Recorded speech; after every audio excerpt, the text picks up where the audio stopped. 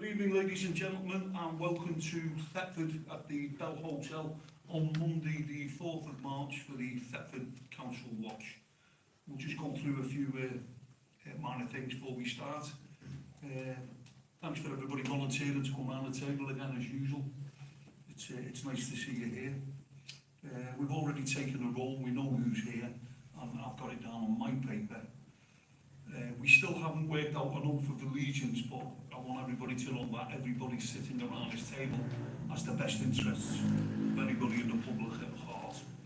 And we're very open, not like the gang of people who sat on the council this week, but we will talk about that later on. Basically what we do is we'll run through the agenda.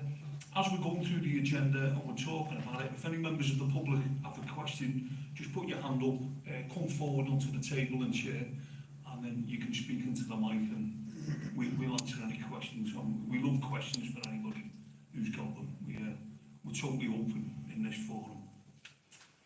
Is there anybody who's looked at the agenda and thinks that he can't speak about anything? Pecuniary interests?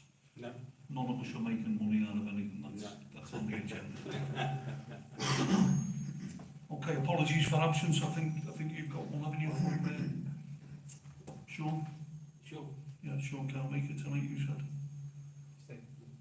Sean Stevens, or was it you No, said Sean can't make it? Yeah. He's probably doing overtime,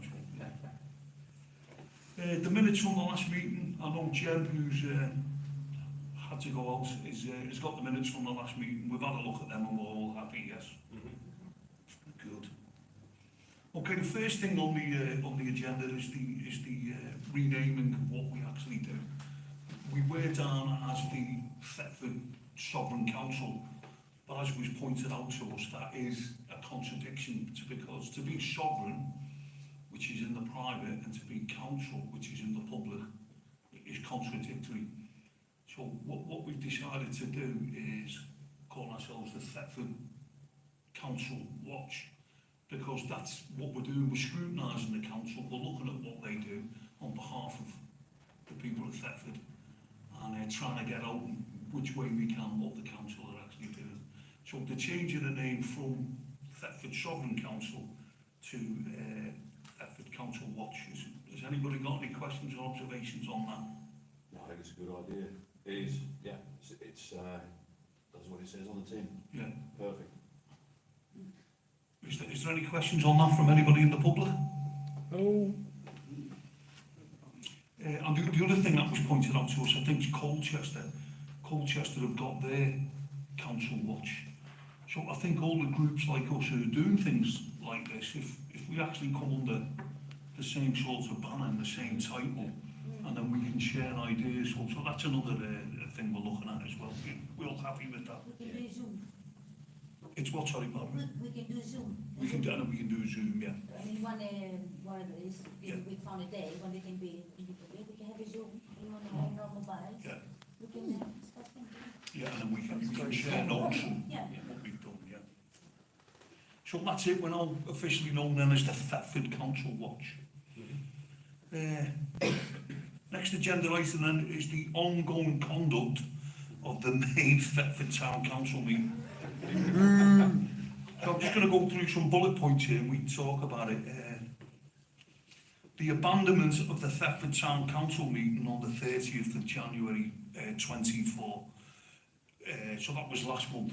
Just so you know what I actually did on behalf of us, and I know you've checked it, I put in a complaint against in effect, the leader of the council, who's Councillor Jeremy, because I think he'd done the proposal to take the vote to stop the meeting. So I put a complaint in against him to Breckland Standards, and I've also put a complaint in against the town clerk for allowing it to happen. So that is with Breckland at the minute. So that was for the January meeting. The town council meeting again, which we went to this Tuesday, was again abandoned by the councillors, and they walked out and they abandoned the chamber. It's interesting, this time they did it without actually taking a vote. Yeah. Has anybody got any points on that? Is there any time limit what they've got to respond? No, but I would say through courtesy, they should let me know, but nothing's come back within the time frame from Breckland at the minute. Right, So I do plan to speak to them right, okay. later on. But, so that's two complaints in, one about the councillors, through Councillor Jeremy, and then one about the town clerk allowing it to happen, Yeah, and going against the guidelines. Again, on Tuesday last week, they refused to answer questions from people in the public on film. Now, for some reason, they don't want to be filmed with the questions, and we don't know why. yeah. Yeah, I mean, I've got something to say on that. You know, as we know, you can film whatever you like in a public arena, so to speak. The council actually called the police this time, and standing talking to the policeman, I put it to him that in effect what they're doing is they're stopping the tourist from filming. Yes. We're in a public building with funded with public money, a public meeting with the public, so we can film whatever we like, and in their own rules we're allowed to. But however, just a thought, because yes, we are challenging their rules, but as we know, there were some people in the audience that weren't happy with being filmed. Now, I've recently spoken to a lady whose circumstances are really quite dire, and she felt that she couldn't speak because of what happened. So what I'm sort of proposing is that if we are going to challenge them on the recording thing, maybe we should at least let the people that want to abide by the council's rulings, let them have their questions first And then, before we challenge the council, because this lady I spoke to really needed to speak to the council, and she just lost that opportunity. Yeah, she lost the so much. yeah, I was just going to say, yeah, that's probably Powerful voice, Jeff. oh, of course. Yeah, I was just going to say that it's probably a good thing, well, yeah, to do that, to allow that before they, before we get another rerun of the past 2 months. Yeah. So, Yeah, I think it's fair. Yeah, let them go first. Yeah. There's no arguing it. Yeah, for those who are not aware, what actually happened was we gave advice to the chairman of the council again, and actually the clerk, again, that they were going against the law, they were going against the government guidelines. There is no problem whatsoever of public filming in a public place, but they decided to leave the chamber, abandon the public in a public area. So for those that are not aware, what we did, people around this table, we took control of the council meeting on behalf of the public,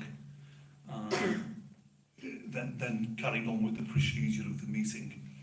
We couldn't fully go through the agenda, but what we did was explain to the council why we were taking over the running of the meeting, and that by doing that and taking control, we could actually get across the questions to the public that we were going to ask, and members of the public wanted to ask, who we know was sitting there.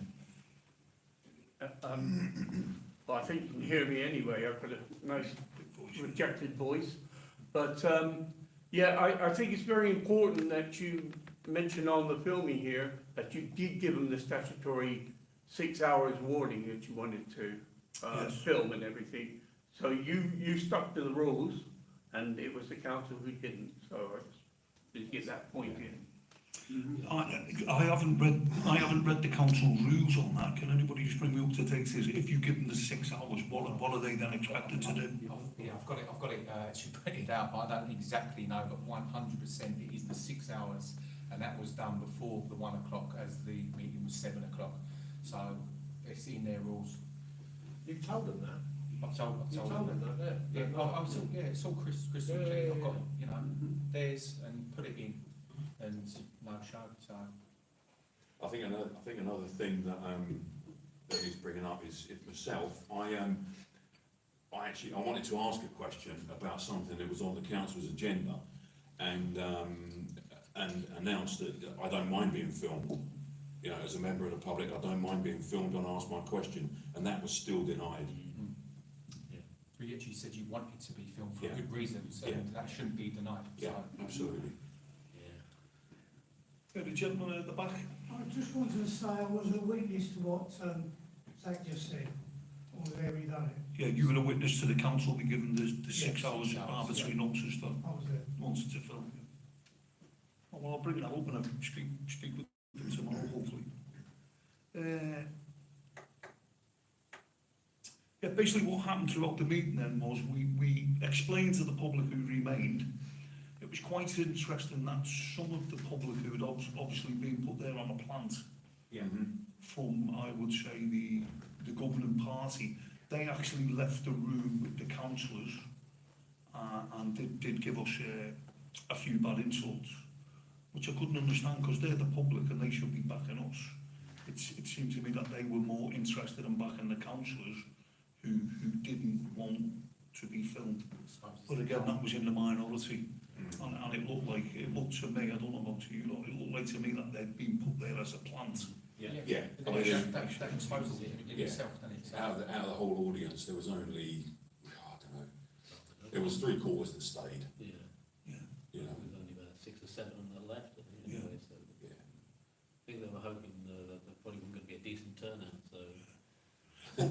But what I found interesting was that those people who left and stayed outside with the councillors who didn't want to listen to the questions we were asking, they were quite happy to come back in on a closed meeting with no questions.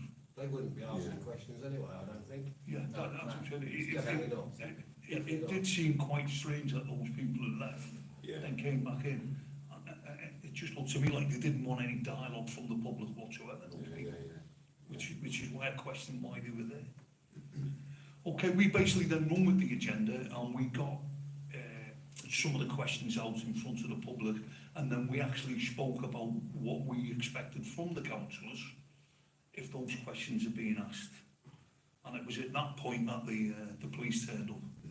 So, So, just to mention, one of the things that was on the agenda that that I certainly wanted to ask questions about was that Thetford Town Council have declared a climate crisis emergency. no, we are going on to that now. Okay, so I shall wait. Just going there. Yeah, it was quite interesting just for those who don't realise. The police came in, I think it was 3 police cars, I think 4 policemen turned up, and it was quite interesting. They marched up to me because I was chairing it, and he told me that there was a disturbance. I then asked the public who were listening in the audience's chairs if there was a disturbance, and they said no. I explained that it was a public building, a public meeting, and the public were talking to the public. At that stage, he then said to me, well, we've been told there's a disturbance. And I said the only disturbance was the chairs being moved by the councillors as they vacated the chamber. And he gave me a dirty look at that point. He then tries to accuse me of being Councillor Harvey. He said, you're not Councillor Harvey. And I think that was because I was sitting in Councillor Harvey's chair and his name tag was there. So I moved a little bit to the right in order that he couldn't confuse me with Councillor Harvey. And at that point I asked him if there was a crime being committed. And as there was no crime being committed, he left. And went back to the councillors, and I think he explained to them that they had no power because there was no crime and there was definitely no disturbance. So that's what's actually happened there with the police, for those that don't know. I just want to know what your thoughts are. What is the courses of action for us on the next meeting? Is there any questions on that from the public? Have the public got any questions about what we've spoken about? Sorry.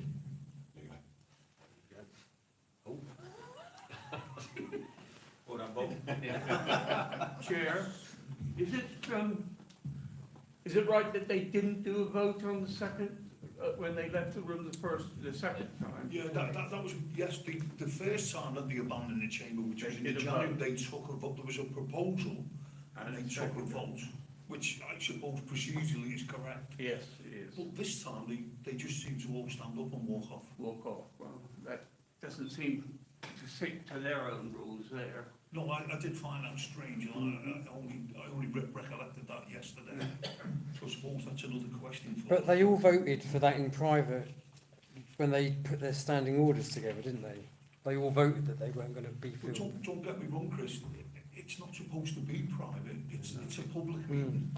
That means that the council, that's what we call under the line, but that is not an under the line issue. So if they're taking decisions privately without the public being privy to that, it just all points to more skullduggery. Yeah, I think the other thing that the public need to be aware of is that this isn't just a Thetford Town Council problem. Councils are shutting down the public voice all over the country, to the point that some councils now ban the public from attending the council meetings. So, as it's a countrywide problem, it's starting to look like there's maybe orders from above coming down. The public are starting to question their town councils and higher, and it's causing ripples. And as we know, the people up further up the food chain don't like ripples. Well, again, for anybody who's watching this and hasn't heard what we've said before, here in Norfolk, and it's quite the same across the country unless you're in a big city, there's 3 levels of council. There's the town parish, there's the district, we come under Breckland, and then there's the county council, we come under Norfolk. We are not allowed to ask questions at the Norfolk county level, we are not allowed to ask questions at the district Breckland level. The only recourse we have to councillors is at the town parish Thetford meeting. Now be aware the town councillors have very, very limited power. All the power lies at the district and the county level. The only time that we can get at in a face-to-face and question our district and county councillors is actually at the town meeting. I just, on the back of what you've just said, Bob, I'd just like to show the public, and we can put it on a website. And this is what's been given out at the last 3 meetings of Thetford, and I'm going to read it out. It matters to note during the public open forum. We welcome questions from the public on matters that relate to the roles and responsibilities of Thetford Town Council.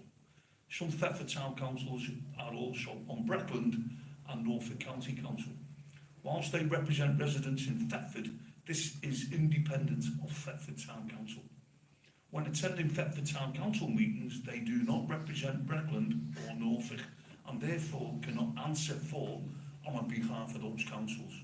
Now, I was a councillor for 8 years. I know there's a man in the public gallery here who was one as well. Now, when we spoke of what we'd done over that month at Breckland, the public or the other councillors could then ask us what they questions, but also we could be asked by the public prior to the meeting in our Breckland and our county capacity. So they're turning off the ability for the councillors to be questioned. The Breckland and Norfolk County Councillors report back to Thetford Town on what initiatives they have undertaken as district and county councillors and provide feedback on matters that may be of interest to Thetford. Should residents want more information on Breckland or Norfolk council policies as well as the council's role and responsibilities, they should contact these councillors using contact details provided on those council websites. But what they're doing is they're restricting access of the public to ask questions where the power lies. And at the minute we can't even ask the Thetford Town Council's questions. So it's just pointing all to closing down the debate. I think what you've just said there, Mark, is that Thetford Town Council, it doesn't matter what they want or what the public of Thetford want, they're being dictated to by Norfolk and Breckland. Yes. So, and again, that is within the party system. See, my take on it all after the fact that they walked out and abandoned, didn't take any vote or anything, is the fact that, as far as I'm concerned, the people I've spoken to in the town and on social media just to get them out, I think we're just wasting our time having them in there because they're not in the best public interests, and I think we're just going to go around in circles. So I think the bottom line for me is because they just up and left, you know, we just need them out, and that's my stance on it. I think it's a waste of time they're being in there. They really don't care about what we want to talk about. You know, especially the serious things that we want to talk about. I mean, involves climate change, the sexualisation and other things. Yeah, the roads, the allotments is massive, obviously, because we know what they're trying to do with the foods. But other issues that we keep raising, and with the same, I'll probably knows that in Bury and that, and they just don't want to know the actual real problems that is going on in this world, let alone the UK. So the seriousness of it for me, and the fact that they really, you know, without actually swearing on it, really don't give a monkeys, is the fact that I want them out, and the consensus of the people in the town that I've spoke to do the same. Yeah, and off the back of that, you know, as we know, you know, at local council level, they can only talk about, you know, they can deal with allotments, they can deal with cutting the grass and so on and so on. But the issue I have is that you can't, these people are basically at the bottom of the food chain. So they are our first port of call. So regardless of what they're allowed to talk about, that's irrelevant. There are people on that council that are higher up the food chain at county and district level and what have you. So they do hear what we say. But considering they're only allowed to talk about allotments and cutting grass and so on and looking after the toilets and things, they just announced we have a climate emergency. Yeah, and I'm just want to state that. So they've gone for something quite grand, you know, considering they're only allowed to look after the toilets. That was one of the points I was going to bring up. They want everything very low and unimportant, and we can't ask questions at the higher level, but all of a sudden they're bringing higher level initiatives in that we're not allowed to. You can't have it both ways. Can't have it both ways. We've got a gentleman over there who wants to say something. Yeah, the bit you were saying about you have to give 6 hours notice, yeah? Rethink that, because I have it on good authority, there's a possibility they're changing the rules this week. Well, same to the I'm kids. just saying, No, that's right. what you need to do, in my opinion, is you've already made a complaint, but there are other people that you can complain to, because you're restricting the freedom of information. Yes. So, who's the other people to complain to? I've got a phone number that I can pass over. Yeah, brilliant, yeah. So I'll have a word at the end of the meeting and pass the phone number. Yeah, fantastic. Right, on the back of what happened on Tuesday night, I've just sent this again to Standard. At the Thetford Town Council meeting on the 27th of February, the town clerk allowed the chairman and majority council leader to abandon the meeting chamber. This was done without a proposal being put forward or a vote taken on it.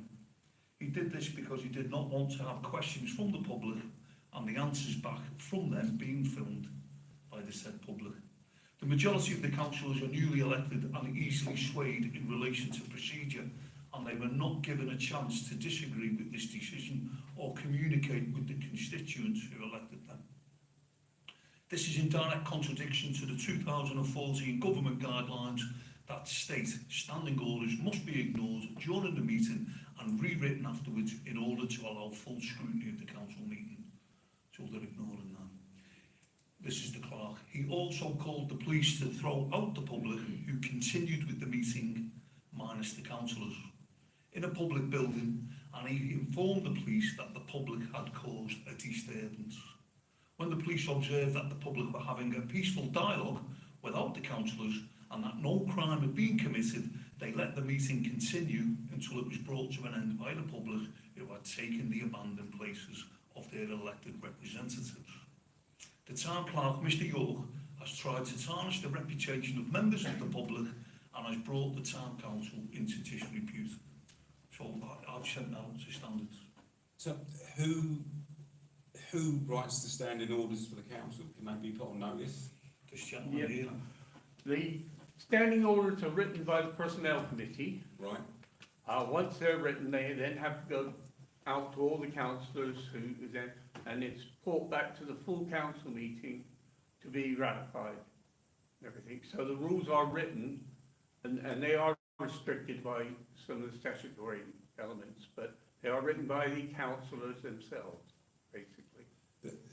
Are the councillors aware that they're breaking the rules or the law? Well, it's, I would think they probably are. So, well, this is my point, and that's why I brought it up in this complaint, because I remember when I was a novice councillor, and you are generally quite clueless on procedure, yes, and you are looking to your elders and more experienced councillors Yeah. to guide you. I mean, I had that of some of the people yeah, in this room. Where I'm concerned, when you look at the whip system, we have a majority Labour council with a majority Labour inexperienced councils yeah, who have the whip and they have to do as they're told. yes, So potentially, some of these votes that they're having in private and not in public, we found out, some of these votes, in effect, slightly going on the bullying and harassment side, because they've got to take the whip for the party and they have to do as they're told. but. This is why we need open dialogue and debate. Mark, people won't know what the whip is. Well, it just means that your party system, you have to go with your party I system. know what it means, but Yeah. if your conscience goes against the party line, you're not allowed to go with your conscience, you've got to follow the party. You've got to line. follow the party line, yeah. I don't think the general public know that Yeah. at all. No, well, basically that is it. If you break the party whip, Then you're out. then you're out. I mean, you've got to look at, I mean, at the minute in Parliament, Andrew Pitcher, Yeah. he's broken the party whip and he's been thrown out the party. Mistrust. Yeah, you just get thrown out of your party group and then you sit as an independent. She's an independent. Yeah. But what I'm concerned about are some of these newly elected councillors who've only been in since May, they're in a party system where they're not allowed to disagree, Dennis. I do agree with you. So, They, you know, is the debate on basically what we're arguing about with the councillors? the Labour group has always said they don't use a whipping system on the council. Now, not being a Labour member, I can't say for certain, but I've had my doubts about that, you know, and there has been pressure put on particular councillors in the past to conform to the party line, Yes. although they deny that at town council level. At Breckland and then county, there is a whipping system, and they openly state that. But at town council, they've always said, no, we're a non-political council, so we don't whip our members, but, yeah. But obviously, as you saw on the night, everyone walked off, didn't they? So all Yes. these new lot that started, they really didn't stand up for themselves and say, hang on a minute, I think the public have got a point there. So, granted what you said, Dennis, but as we know, it's probably the same for the town council level as well. Yeah. Well, it was interesting that when everybody turned up at the Thomas Paine Hotel for the 20-minute neighbourhood debacle, the town managed to get in an emergency meeting with county and the Carnegie, where 300 people turned up. Is it worth us writing to the council this week and asking for an unofficial emergency meeting with members of the public Yes. to find out why they don't want to be filmed? 100%. And try and have a bit of, open up a bit of dialogue that way. What do we think of that? Yeah, absolutely. Yeah. At least then we can say, we've opened up dialogue, we want to speak with you, why do you not want things on camera? Yeah. Try They've and- had enough time, haven't they? So, you know. Anybody from the public got a comment on that one? Is that on? Yes. Just like to say, on both occasions, when I filmed, I was nearly assaulted on the first one by a lady that was sitting behind me in the audience, public. She came up, stood in front of me, put her hand over in front of the camera, and got very close. And she came between the table and where she was sitting behind me. So she had nothing to do with the committee, but she must have been associated with them. This last one, we've got the same thing. There seemed to be a group of people, smaller group of people, in amongst that audience, in a certain area, and I had it again this time. My bloke gets out now, take the camera off me. The camera wasn't on him, I turned it around to you. And I said, it's not on you. So, and another woman, Paul Day, says, it's all there on the camera. Right, so you feel that, you feel, sir, you're being targeted Yeah. as somebody who's filming it by certain people in the audience. Yeah. And so they're tied up to the council. Right, we'll go into that in a minute on the next thing, because I've got a point on that, but thanks very much. People, that brings us on to causes of action at the next meeting, because unless they have a road to Damascus moment, I can see the council again refusing to let us film, which means they are going to take a vote, not take a vote, and vote out. What do we do next time is the question I've got. Different options you can go, but I think. Yeah, I mean, as it, I mean, basically, the council are falling into their own trap, aren't they? They're in the process of discrediting themselves. Yes. The last meeting where they walked out, okay, we took the seats and proved a point. But do we escalate that now further? That's what I'm thinking, yes.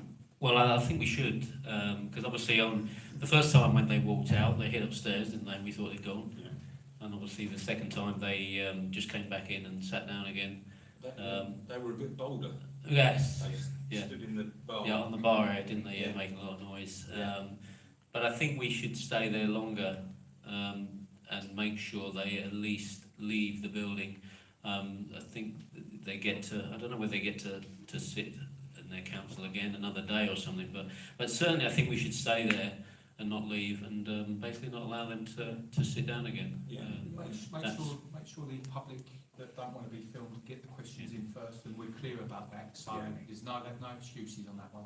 Yeah. But you've got two options, though, as far as I see it.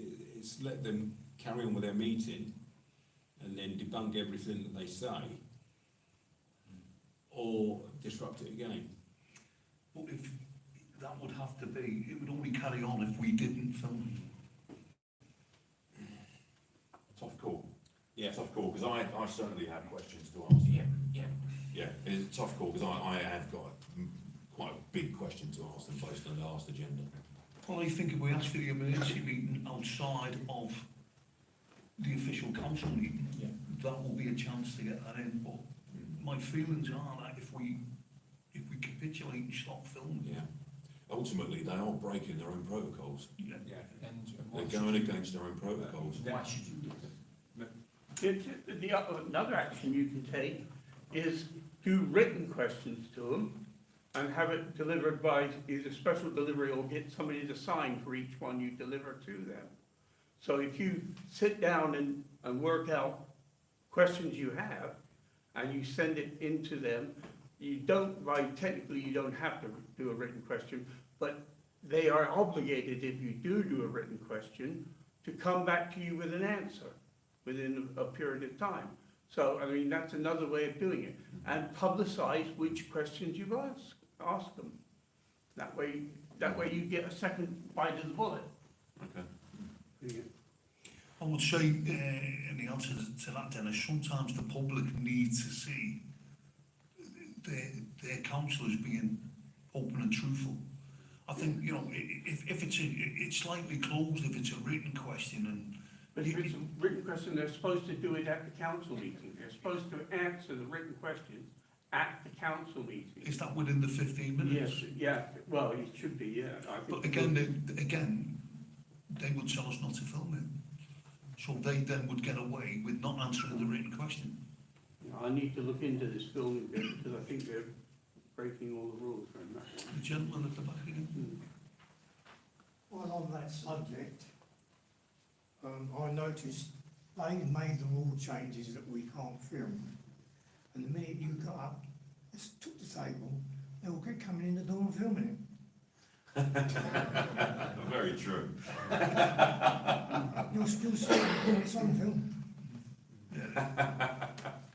Yeah, it was quite strange for us to take over the town council meeting because they wouldn't let us film only to be filmed as we were having a bit of debate with the public. That was funny, so yeah. That's two from that table and standing there filming it. Very good. I'm going to put this to the members that potentially we organise a meeting with the police Well, this is what I was about to say something about this, but you Oh, finish. We get somebody in authority from the police explain that they should be aware of what happened the other night when the police couldn't do anything because there was no disturbance. We're going to be in the same position again potentially, and the only disturbance would be if the councils try and stop the public from talking to the public in a public meeting.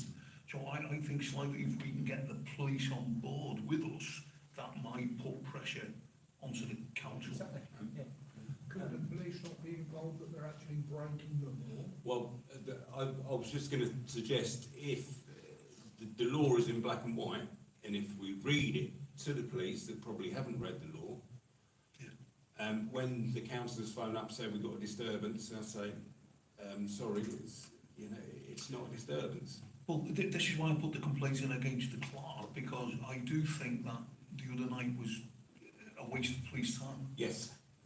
You know, because they turned up for 4 people in Thetford, you know, mob-handed, Well, and there was nothing happening. the thing is, Mark, when Dina and I came down here to meet up before the meeting, we couldn't get in because the youths were running riot and they locked the doors. Yeah. Where were the police then?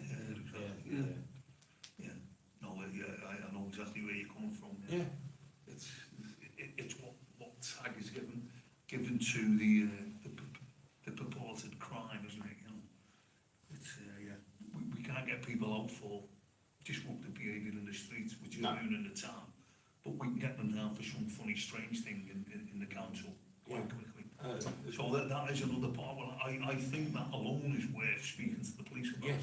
Definitely, just point that out and just basically say, you know, if it happens again, you're warned. But I think we need to take more. We'll look at this again throughout because we've got a good 4.5 weeks now before the next meeting. Let's keep our powder dry for a little while.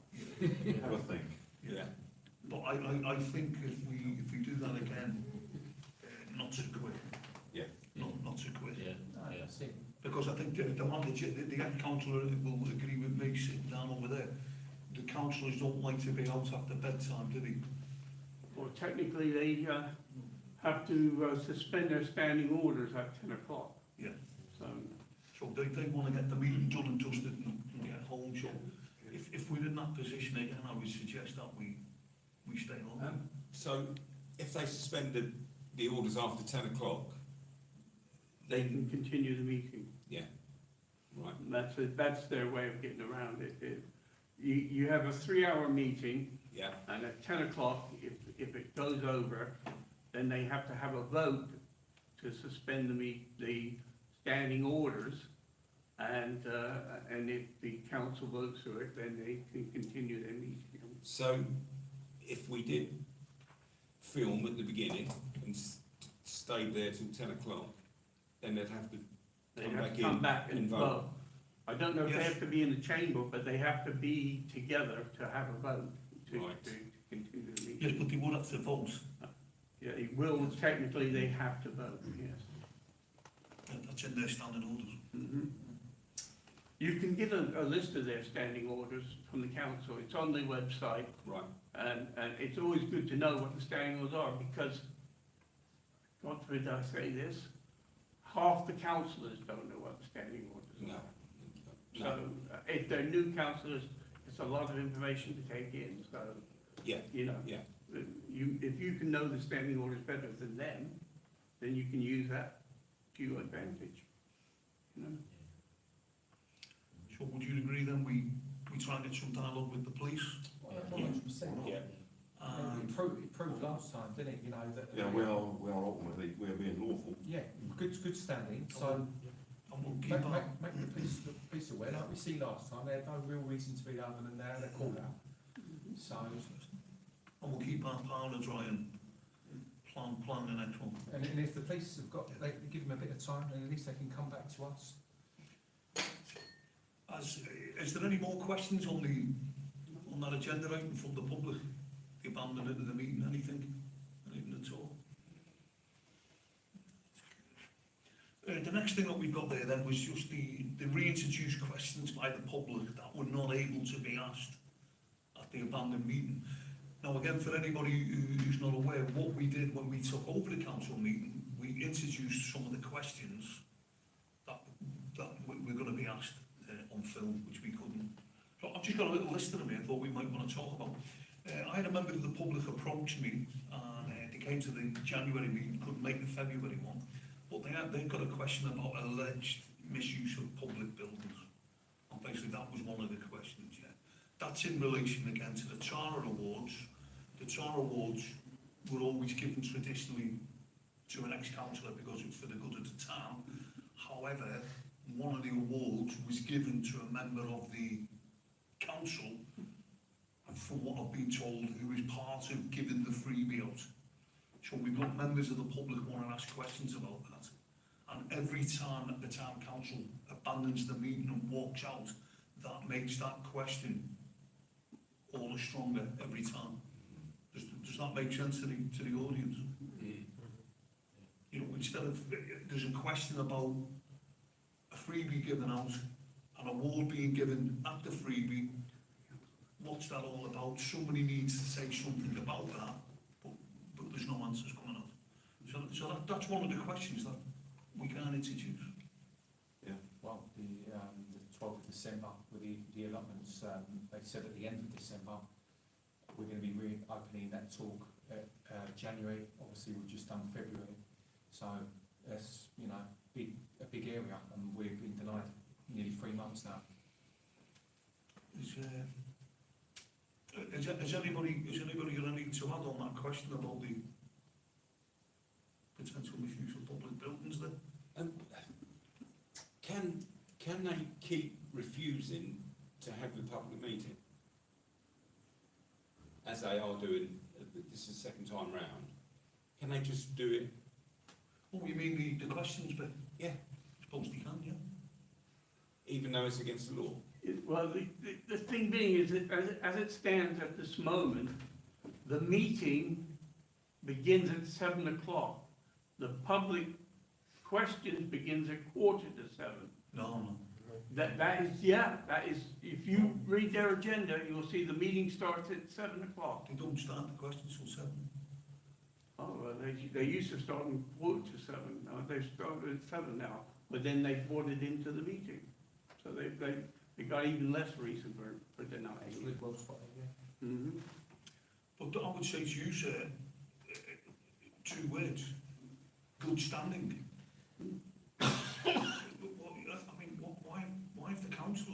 Why are the councillors not willing to go on film speaking to the public? Oh, no, there's no reason they shouldn't. I totally, I'm on your side in that one, definitely. We've been doing it for 2 years. They're breaking their own rules. How can they do that? Well, I do think they're breaking the Nolan principles.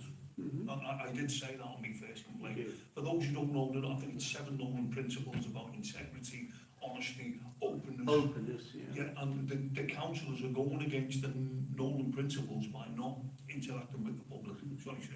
When I uploaded the video on your behalf, I had an email from YouTube saying that there was a privacy breach. Somebody had complained about privacy breach.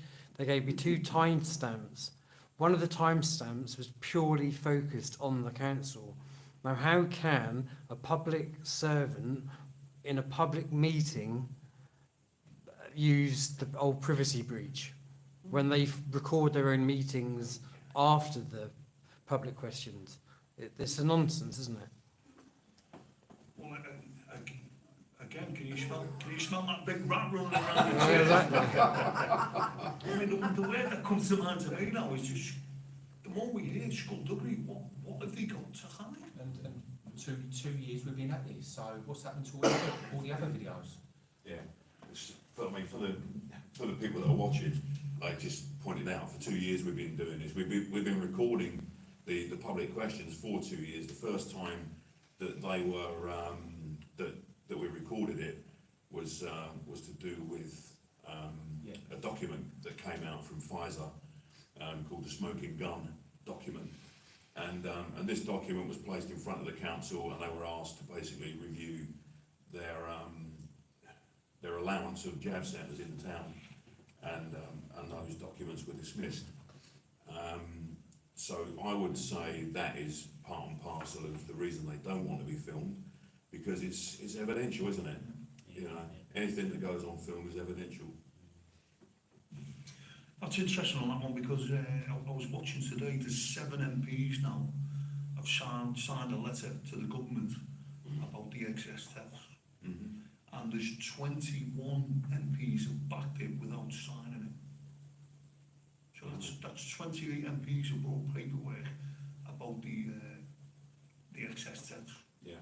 So things are rolling in Parliament and the council, the old councils were put on notice now. Oh yeah, they were put on notice. So potentially, yeah, I'm just saying potentially are they worried about some of the questions being used as evidence? Yeah.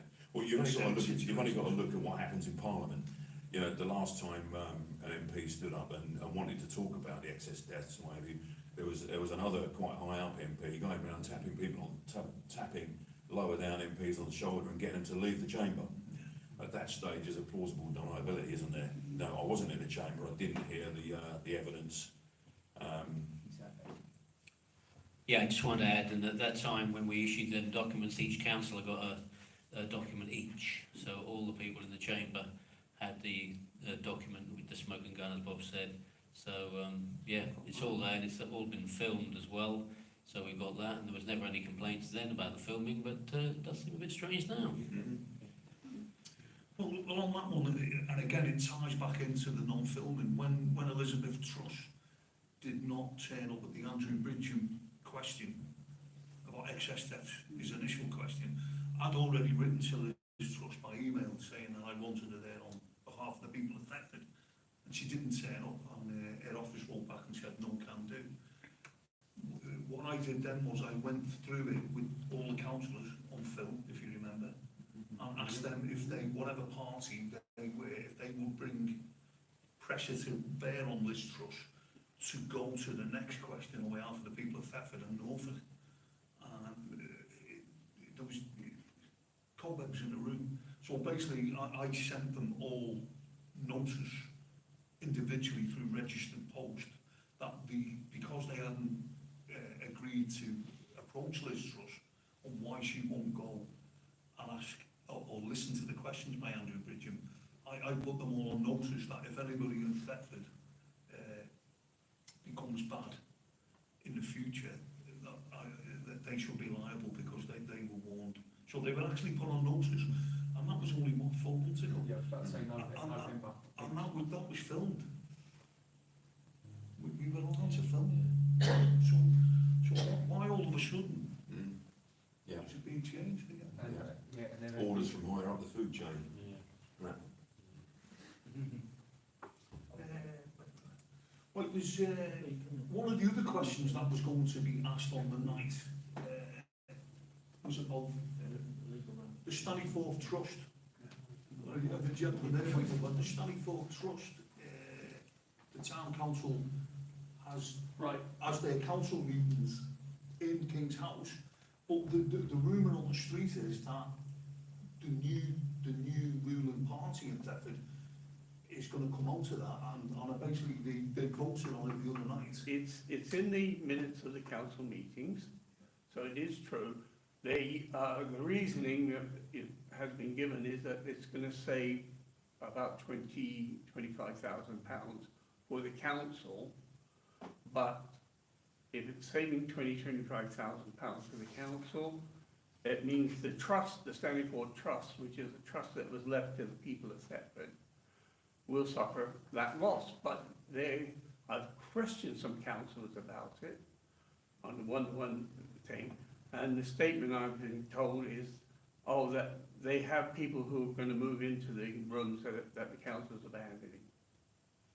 So, can I ask you, who are the benefactors of the trust? you can get a copy of the will.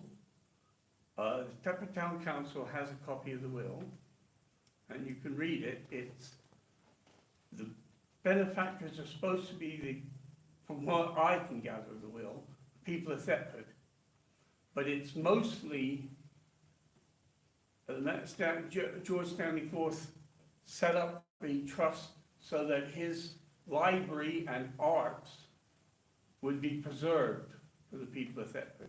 I mean, the gardens behind King's House is part of his legacy to us. That's right. The books, those books, which were supposed to be on display for people, are rotting up They're in the rotting attic. upstairs in the attic. And the ghost is the probably. So they're actually going against the will.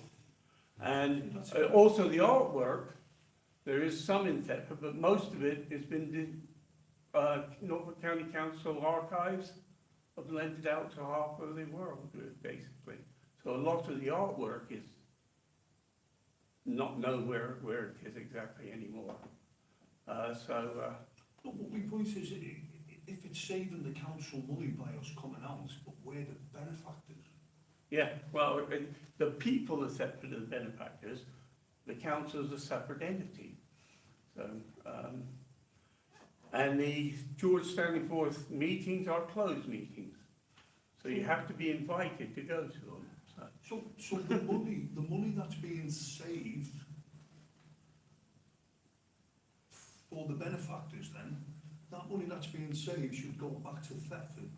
Have they shown It's been put out to the committees on the council, supposedly. So will the people see the benefit through them? Don't know. No, that's one to keep an eye on. The other thing we've heard is that the plan is now to put the Thetford public buildings into a trust. Yes, that's the council again. It's something that the Labour group has been planning for some time, before they took power. Even then, it was mentioned to me, so I know that it's been, they want to put the Carnegie Rooms and the Guildhall, and I'm not sure if it may also be the other buildings that we, because the council has control of the Guildhall, the Carnegie Rooms, the Royal British Legion, the Red Lion Pub, and the Shambles. That's all that the town council owns in Thetford. The rest of it either belongs to county or Breckland or private individuals or Stanleyforth Trust. But if they put it into, my worry is if they put those into a trust, one, who's going to be the trustees? Straight off. Who elects the trustees? Would it be the council who elects the trustees, in which case you're just transferring power from one to another? And two, once you've given the buildings to a trust to run, you lose all power on what you can do. You can't call public meetings because you'd have to pay for the use of the buildings. The council would then have to pay for the use of the buildings if they put it in trust, because the trust will need the money to run. Are you telling me that there's another big rat running through another set of chairs over there? It's the same rat.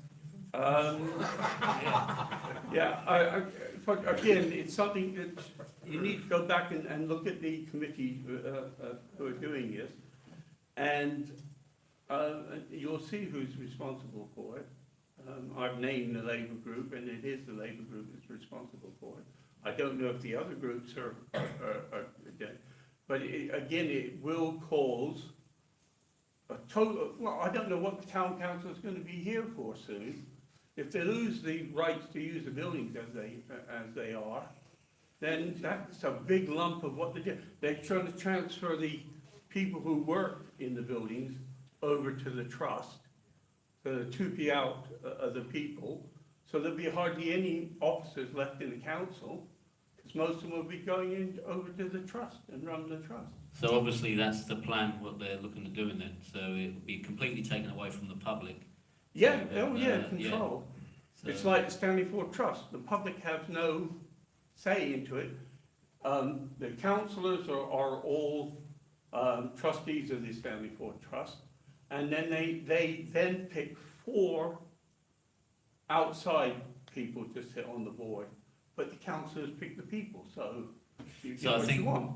So I think that's something that we're going to make sure doesn't happen. Absolutely, and we need, first of all, we need to call them to a consultation. They need to consult the people of Thetford, Massively. whether the people want it. And maybe a petition or something to prove that the people don't want this.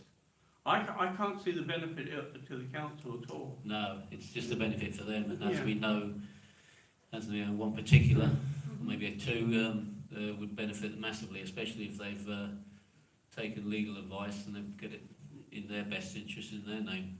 So really, it needs to be, yeah, we They'll need to hold be a massive meeting, emasculating the yeah. whole council as Yeah. far as I'm concerned, because the little bits of Thetford we control will be taken out of our control. And is it gonna include the car park, the market area? Exactly. Because that belongs to Thetford Town Council. But that Yeah. would put them into disrepute with Weatherspoons and put over 50 Well- jobs at risk. But I don't know if they're retaining Weatherspoons. But it's supposed to close it down anyway. No, because Weatherspoons has a 25-year lease on that building. So, You say Weatherspoons is closing? Yeah, the next month. What in Thetford? All Wait, of on the the country, town- all of the country. Boots, Iceland, Weatherspoons, and maybe there are, but no, Weatherspoons has to pay the lease 25 years on that building. Because they wanted to buy it at one time. But just Okay, getting back yeah. to what you said then, so the level of corruption, as we know, is running deep massively at town level. Obviously, some of the councillors are at district and county. But yeah, so it's something that we need to find out more on and to make sure this doesn't go through, because once that's lost, then, you know, The heritage of Thetford's lost. that, exactly. So we need to look at this massively, Mark. We know all So, about, yeah, we know all about long Great pointing point, systems. yes. Yep, so the £20,000 they're saving on Stanford will be well swallowed by giving the trust of the Guildhall complex and the Carnegie rooms.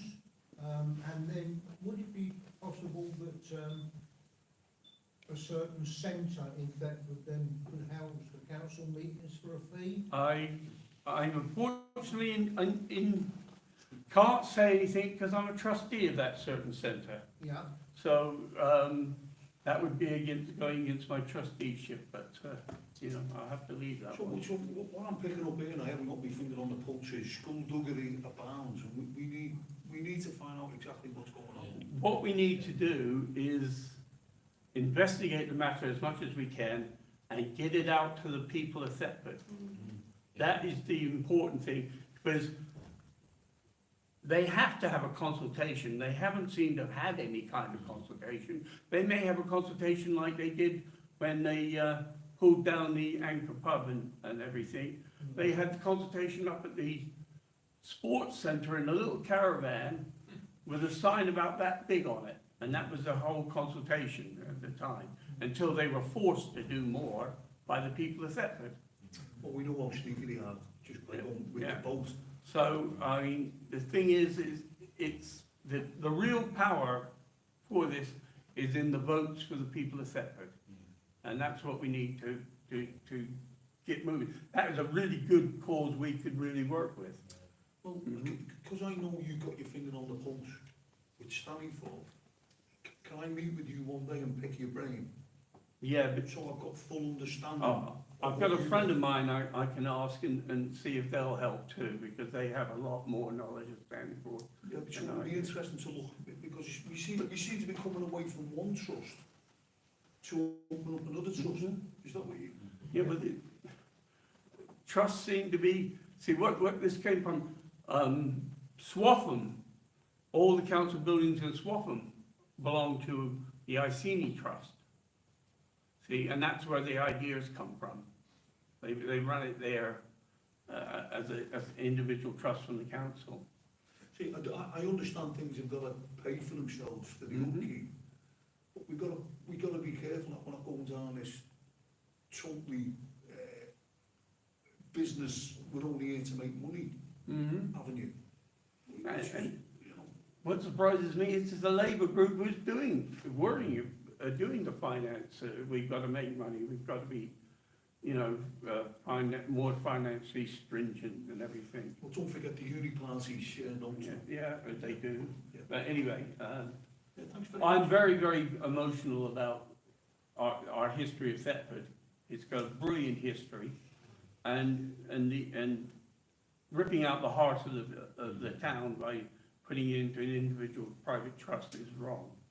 Yeah, well, I'll meet with you on that. Is there any other questions on that from anybody? No, I think the first thing is major to get this word out and how we're gonna do it. Because people need to make aware of this. Another question that I introduced the other night, which was one that was very close to my heart, because the new mayor was picked and the deputy for the year. Yeah. Now, for those who are not aware, when I was a councillor with Dennis there, because it was very political around the mayor, we introduced a system where it was shared around. Yeah. As long as somebody had the experience to do the job and wanted to do the job, it moved from Labour to Conservative to Independent to another party, and we would do a merry-go-round. And what I'm concerned about at the minute is now it's gone to type because I think Labour were due to get the. Well, our present mayor right now is a independent. And he got it because there was nobody else available. Well, he worked behind the scenes to get some votes. Is the way he did it. But what I'm saying is, within the system we introduced, Yeah. because there'd been an election and we had an inexperienced council, it made sense for the present mayor to hold the line. Because you have to serve at least 2 years as a councillor before you can be nominated to deputy mayor. Now, what they've done now is they've voted in Carla Barretto, who's an independent, and she's independent's the next in line, I would say. But that then means that it would be the Conservatives the year after. Should be, which would be Councillor MacDonald, and he would have the experience. He's been there 2 to 3 years in post. So if it goes within that system that we advocated when we were councillors, through fairness, it should be Councillor MacDonald, I would say, because we've had a Labour, we've had an Independent, there's nobody else on, so it did come to the Conservatives. So it would be interesting to see if they keep that tradition going from a non-political point. Now they've got a lot of power on the council. That makes sense. Yeah, the next mayor is a Labour mayor, and then the next one is an independent. Yeah. So the next one after that traditionally now should be a Conservative. To share it around and make it a non-political position. That makes sense. Yeah. Oh, that's something I brought up tonight and I'm interested in. And the next thing, I did leave, and I know some people stayed, the Thetford Town Council decided to call a declaration of a climate and ecological emergency. Yes, I was quite shocked, Bob. You stayed for that. Do you want to speak about what I've got plenty of stuff.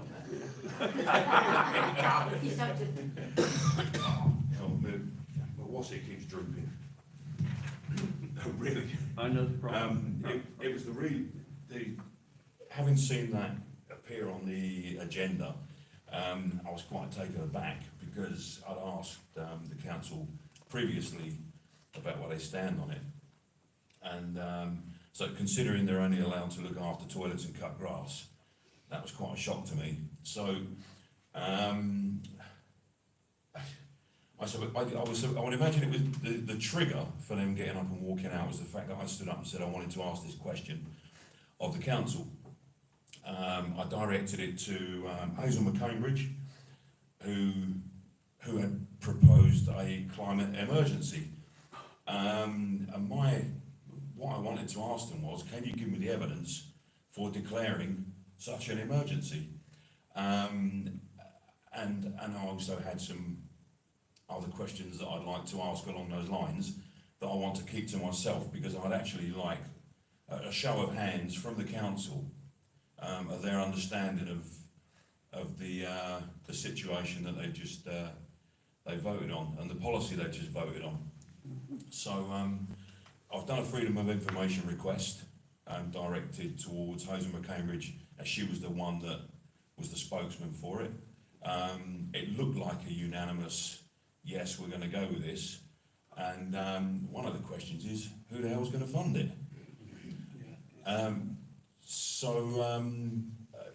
I've got plenty of evidence myself to rebut their claim, But first of all, I need to ask them some questions and at least get a show of hands on their understanding.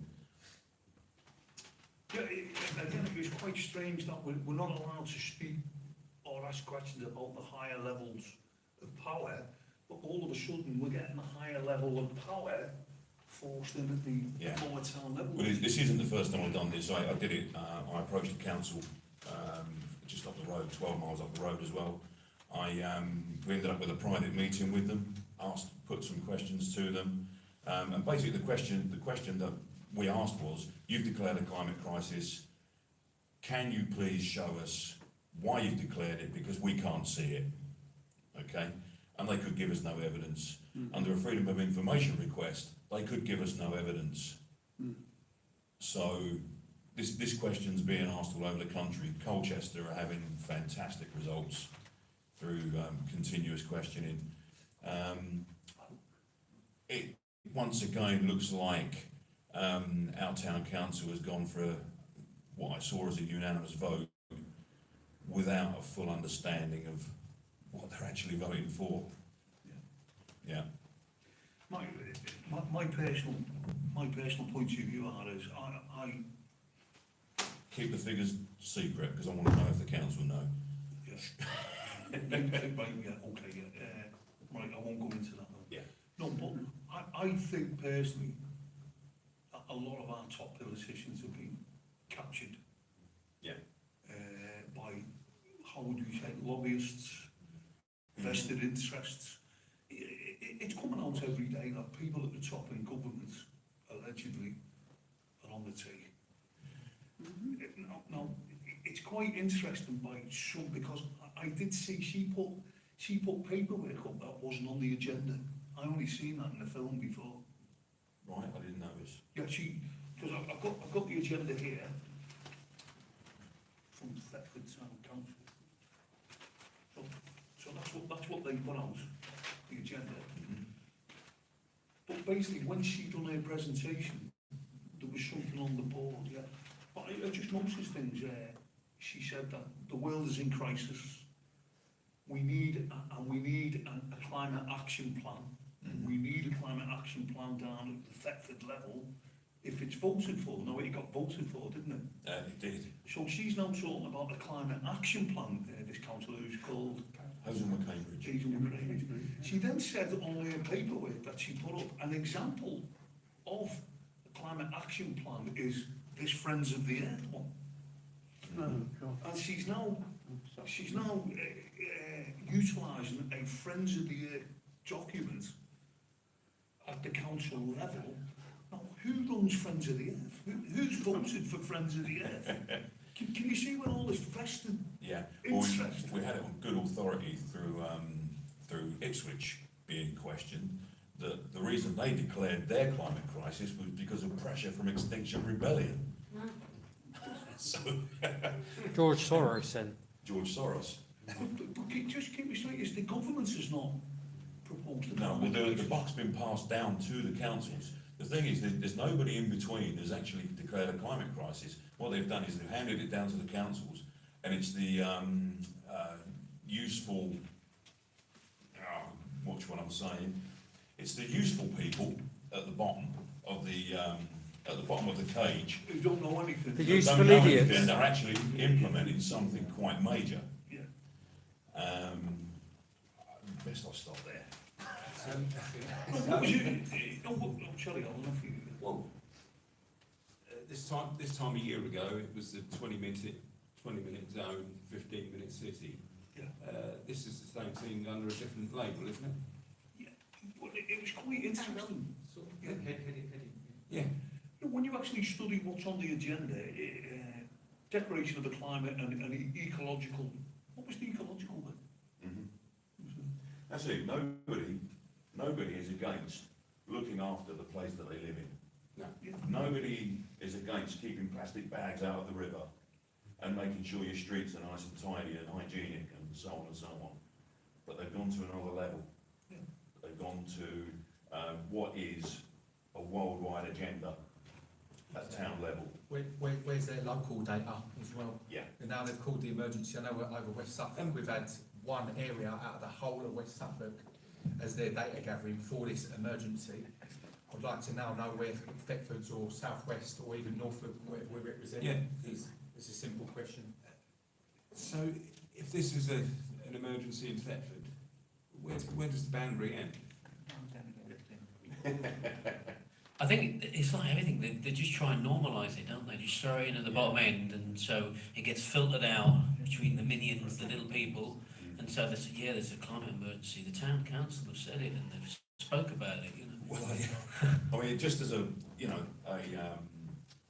as a passing comment, there was, I bumped into a lady, and I was explaining to her, because she'd seen the walkout, and she wanted to know what he was doing. And I'd mentioned the climate thing to her, and she said, "Oh, you're one of these nutcases that doesn't think there's a climate crisis." And I said, "Okay." I said, "Well, I'll just put one question to you, and just think about it. Why would a bank lend money to a waterside development if they knew that that development was going underwater in this climate crisis?" And there was a realisation. Yeah. It was to behold. I wish I'd have had a camera on it. Should have done, yeah. So, Yeah. you know, Yeah. No, I think the old adage is follow the money. oh yeah, Now, yeah, again, looking at this, what happened was decision required, and if they got the decision, which they did on the night, if an emergency is declared, we're going to explore how best to develop and monitor. Now, develop and monitor, you'll need money. And the next thing it says, and we monitor, and then we're going to fund the council's action plans. So they now need money to fund the action plan that they've voted in. They're taking advice from a NGO type person, Friends of the Earth. You know, what is going on? The other thing I've seen is, it come up is, the relocation of the Guildhall heating project fund. The council just went needed to they got 50,000 in a kitty, but it's only going to cost 30, so that's saving 20. So they're going to use that 20,000 for this climate action plan. So £20,000, from what I can see, unless I've got it wrong, is going to go across to the climate action plan. Now that's £20,000 potentially of taxpayers' money. And and at the same time, they're knocking down a community centre where a lady was providing free food to people that couldn't. Yes. No, but the other thing, I actually went to a meeting in the Guildhall last week. Went to a meeting in the Guildhall and it was freezing. So I don't know if the heating's gone in or they're not putting as much heating in, but according to what was said on the night, they're going to save 20,000 off the 50,000. I don't know if you know about that, Dennis. What's that? Sorry. The climate action plan that they've voted in is going to Yeah. be funded by the £20,000 saving from the £50,000 budget for putting heating into the Guildhall. They're only going to spend 30, and that 20 that's left is going to go into the climate action plan. Yeah, well, that, I don't know how much. The heating in the Guildhall is an old oil system, so it's probably one of the least ecology-minded systems you can get, because it's burned fuel oil. So, But from what was said, you know, when I got my finger on the button list, they've got 50,000 in the kitty for yeah, the heating. yeah, They're only going to spend 30 of that, and the and then 20,000 20,000 on this. will go on the climate action plan, Yeah. which they're getting off Friends of the Earth. Yeah, and the other thing is, if they've got a 20 grand excess, right, I've heard today, and I haven't verified it yet, that that the government are now going to cut funding on food banks. So I think the council need to get the priorities right. See, we're blending the agenda items here, but I don't mind doing it. Dennis, you're probably not aware of this because you haven't been to other meetings. There's plans afoot for the town, for council clerks to go on net zero courses. I asked questions about this at the town council a few months ago. So basically, we're going to put some of the officers on net zero courses, they're going to come back and give the net zero information to councillors who are then going to sell it to us. I'm trying to find out where at the time I wanted to know what funding there was for that. You've also got this UK 100, you probably haven't heard of it. UK 100 is where all the councils start. There's 106 councils. Norfolk County Council being one, where they've signed up with again an NGO, a Quango, and basically it's all about the net zero. Where is the money coming from? Now what I can see, if we're scrimping and scraping down at the town level and not paying money on heating within the town and using and offsetting that money for this climate lunacy, the public is losing out on money, and as you said, we've got better things we could be funding. So, we all need to keep looking at this UK 100. Have we got a C360 in Thetford? That was a question on there. What, sorry? A C360. C60, that's to do with the mayors. Yeah, C60, I think that's what they mean. Yeah, that's, Sadiq Khan is the head of the, if that's what they're referring to. Sadiq Khan is the head of the C60. It's a charity. C40, is it? I think this is a charity. Oh, is it? I've no idea, then I don't know what they're talking about. Yeah, and don't forget, all over the world where you go into this system of elected mayors, it's the mayors who are going to get all the funding, and basically you're going to bypass the normal council, where we're supposed to have recourse back through our councils. When you go to these mayoral systems, basically, that's your global in action. It comes down to democracy. Is there any observations or questions from the public on the? I suppose you're all still turning your heat down to save money.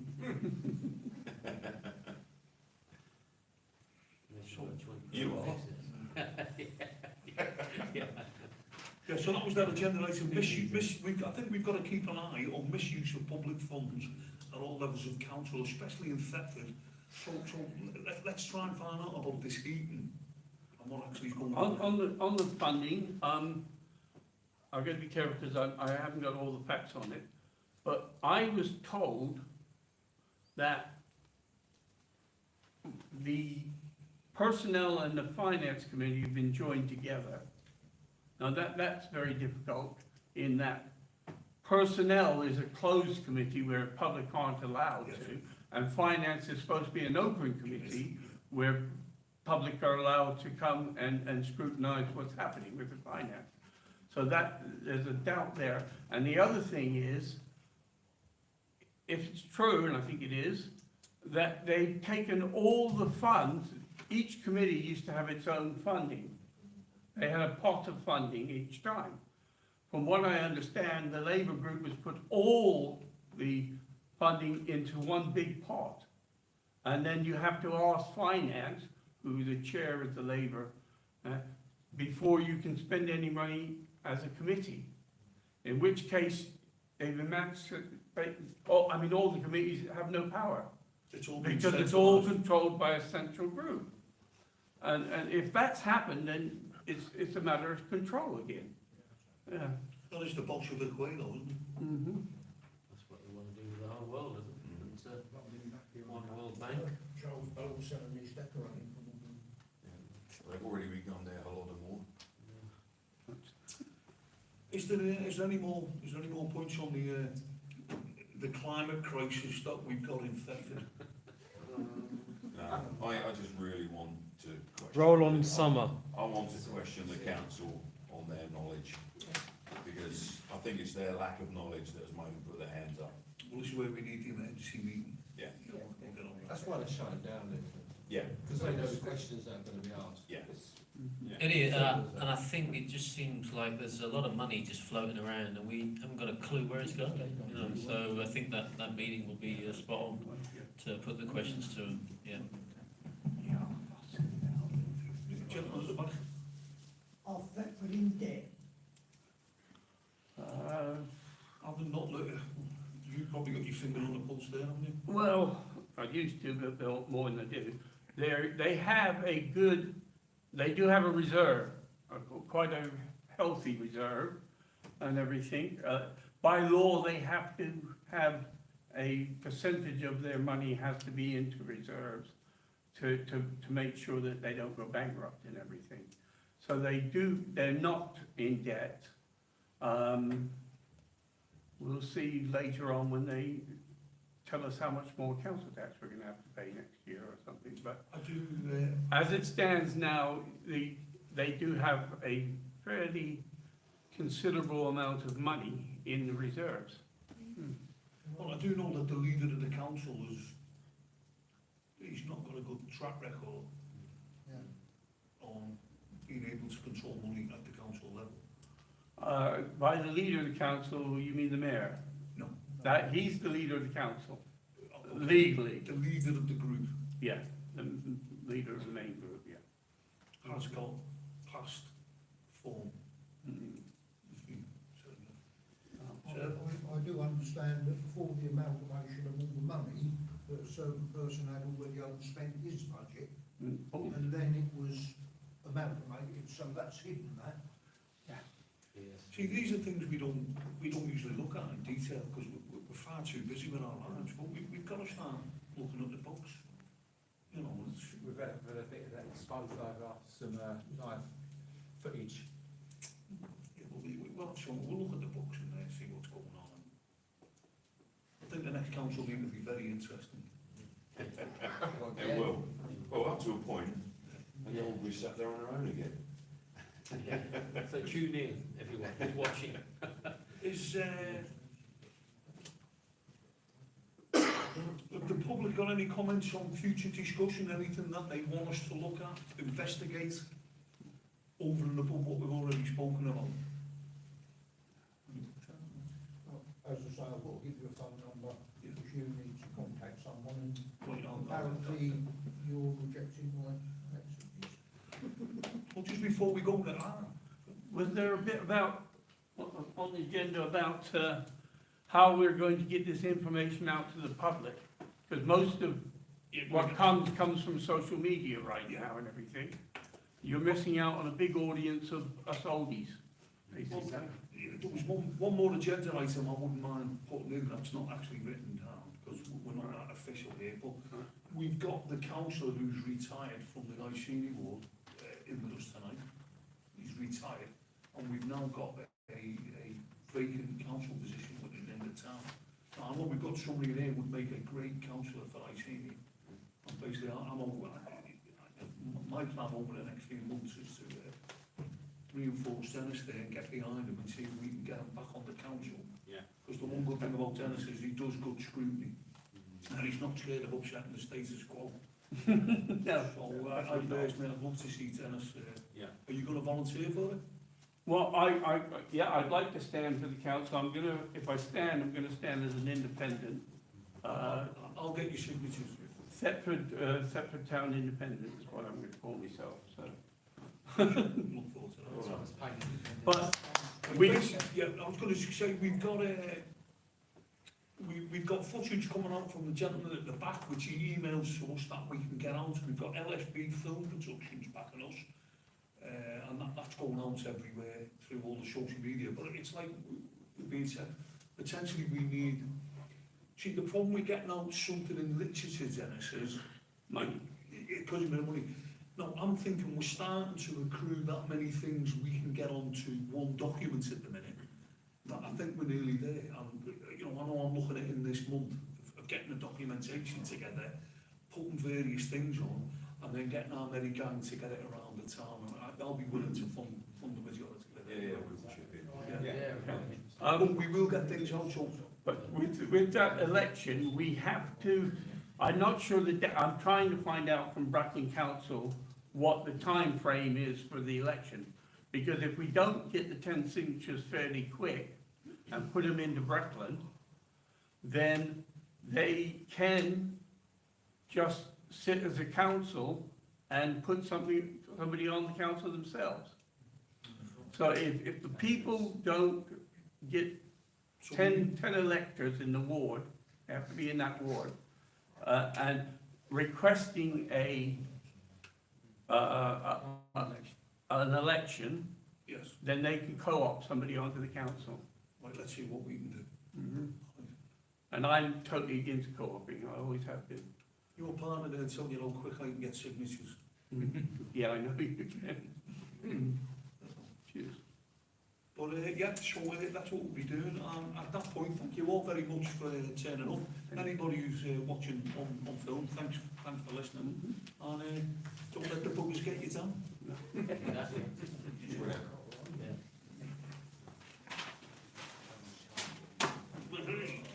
Time for a drink. Well, I learned a lot tonight. I learn a lot every week. That's dodgy as hell, isn't it? We've got to be careful.